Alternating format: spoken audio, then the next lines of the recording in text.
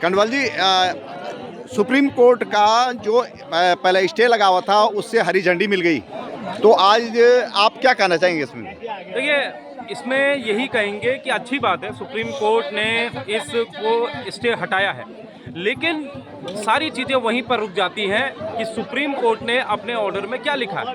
सबसे बड़ी बात है, जो बांसुरी स्वराज का जिक्र जो है, हमारे सांसद जी कह रहे हैं कि बांसुरी स्वराज ने एक तरह से इस केस को जीता है। तो मैं ये भी पूछना चाहता हूँ, क्या ये वाली जो रोड है ये एलिवेटेड रोड बनेगी? मैं एक बड़ा प्रश्न ये भी खड़ा करना चाहता हूँ। अगर आप ये लेटर देखेंगे, ये जो लेटर मुख्यमंत्री पुष्कर सिंह धामी ने नितिन गडकरी के नाम लिखा है, इस लेटर में अगर आप देखेंगे तो स्पष्ट रूप से इस लेटर में जिक्र किया गया है कि एलिवेटेड मार्ग का निर्माण दोनों मंडलों के बीच की दूरी को काफी कम करने और राज्य की सीमा के भीतर ही आवागमन, पर्यटन, और इसके लिए आप जो है बजट जारी कीजिए। तो यानी कि जब इनके मुख्यमंत्री पुष्कर सिंह धामी ये चाह रहे हैं कि ये रोड एलिवेटेड बने, तो फिर जो हमारी विधायक है या फिर जो स्थानीय नेता है, वो स्थानीय नेता क्यों नहीं चाह रहे हैं? भाई, सबसे बड़ा तो प्रदेश में अगर इनका कोई है तो वो मुख्यमंत्री धामी हुए।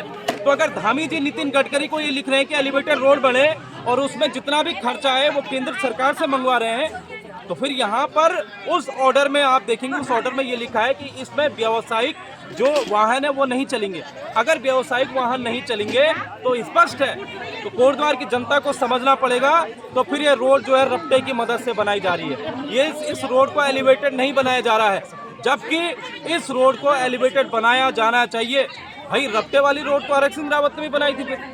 आप ये देखो कि हरक सिंह रावत ने फिर बीच में काम छोड़ दिया था, फिर सुप्रीम कोर्ट में चली गई थी।